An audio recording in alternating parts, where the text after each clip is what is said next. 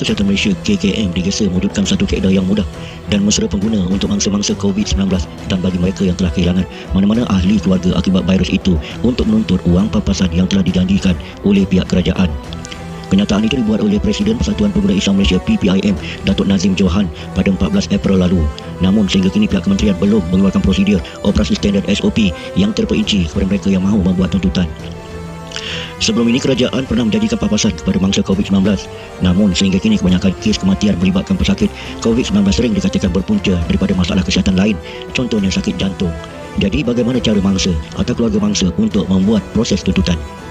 Sebelum ini juga kerajaan telah menjanjikan untuk memberi semenjelah wang tuntutan kepada mangsa COVID-19 dan juga ahli keluarga mangsa COVID-19 yang meninggal dunia. Namun sehingga sekarang masih belum ada apa-apa kaedah. Kekhawatiran mereka ini sangat difahami kerana masih tiada cara yang jelas diterangkan oleh pihak yang berwajib, katanya. PPIM telah menerima banyak aduan dari mereka yang telah mendapat suntikan vaksin seperti yang dianjurkan oleh pihak kerajaan berikutan mereka mengalami kesan sampingan. Antara kesan sampingan yang telah dikenal pasti ialah kesakitan, kemerahan dan bengkak di lengan yang disuntik. PPIM juga berharap kerajaan boleh menjadi lebih peka terhadap mangsa yang terkesan ini dengan membantu secara lebih serius dalam menangani kes-kes aduan ini. Memandangkan mereka masih belum mendapat maklum balas dan tindakan yang sepatutnya dari pihak berkuasa, dan inilah persoalan yang masih menjadi tanda tanya sehingga ke hari ini. Nazmi meluahkan juga kebimbangannya apabila pengeluar vaksin tidak mahu bertanggungjawab atas apa jua kesan sampingan vaksin, termasuk yang mahu menuntut ganti rugi daripada pihak kerajaan, dan perkara ini dinyatakan dalam polisi syarikat vaksin.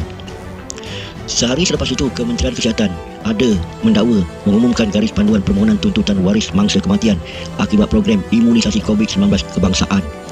Menterinya Datuk Seri Dr. Arham Baba berkata beliau sendiri akan menjelaskan mengenai perkara itu. Ekoran timbul kebimbangan kononnya tiada pampasan jika mangsa meninggal dunia. Kenyataan telah dibuat oleh beliau pada Isnin beberapa hari selepas itu, dan ia diumumkan sendiri agar waris dan terlibat lebih tahu prosedur lengkap sekiranya berlaku insiden tidak diingini tersebut. Beliau mengulas kenyataan Ketua Aktivis Persatuan Pengguna Islam Malaysia PPIM, Datuk Nazmi Johan, berhubung ketiadaan kaedah untuk waris mangsa yang sehingga kini dakwanya Kementerian Kesihatan masih belum mengeluarkan prosedur operasi standard yang terperinci kepada mereka yang mahu membuat tuntutan pampasan. Adham juga berkata untuk mereka yang terkesan teruk akibat COVID-19 termasuk kes kematian, ia di bawah peranan Agensi Pengurusan Bencana Negara NADMA. Badan itu katanya ada peruntukan khas yang disediakan oleh kerajaan menerusi Majlis Keselamatan Negara MKN jika punca pesakit disahkan maut disebabkan pandemik itu sendiri. Untuk itu beliau meminta waris pesakit agar tampil dengan NADMA bagi penjelasan dan memohon pampasan selain melampirkan dokumen sokongan. Namun masalah yang timbul kepada keluarga mangsa sekarang ini ialah dokumen perubatan yang diterima menyatakan mangsa meninggal dunia kebanyakannya mengalami masalah kesan pesakit ataupun penyakit sampingan lain, terutamanya jantung.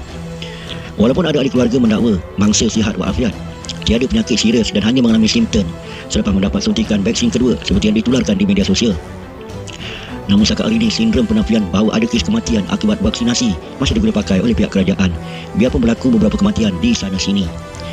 Jika ini keadaannya, tiada siapa atau keluarga mangsa boleh membuat apa-apa tuntutan sebenarnya jika mendakwa ada ahli keluarga mereka meninggal dunia selepas menerima vaksin kedua. Inilah yang sedang dipikirkan oleh rakyat Malahai sejak mutakhir ini. Jika anda gemarakan channel ini, jangan lupa like, follow, share dan subscribe CMK TV, Suara Rakyat Malahai. Okey, syarikat Dealing Gold ni ditubuhkan hampir 5 tahun. Produk Dealing Gold sudah berada di pasaran hampir 4 tahun. Saya mewakili Dealing Gold Group ingin menawarkan peluang menjana pendapatan supaya boleh lagi memajukan produk yang berasaskan minyak saca enci ini di serata tempat. Kami menawarkan untuk sesiapa yang berminat untuk menjadi stokis ataupun dealer boleh berhubung dengan pihak kami. InsyaAllah pihak kami menggunakan sistem trading sahaja. Ini lebih kepada beli dan jual. Beli dan jual, dan niat utama kita untuk menyebarkan kebaikan. Yang berminat untuk sama-sama dengan kami, bolehlah nanti kita cuba sama memikirkan macam mana untuk kita dapat memperluaskan lagi pasaran tersebut. Hai, saya Yana. Saya daripada Kuantan dan menjadi stokis Dealing Gold selama 3 tahun. So selama saya menjadi stokis Dealing Gold ni, saya dapat membeli macam-macam yang saya nak. So sekarang ni memang saya dah beli rumah dengan side income Dealing Gold ni. So Jomlah jadi dealer atau stokis di Linggol. Assalamualaikum, saya dah sebagai stokis di Linggo. Okey, setakat ni alhamdulillah sambutan pengguna cukup memberasakan. Maknanya siapa-siapa nak jadi stokis yang ada di Linggo ataupun dealer ada stokis, diadu-adukan. Mana boleh tengok kita punya website www.sachaidg.my.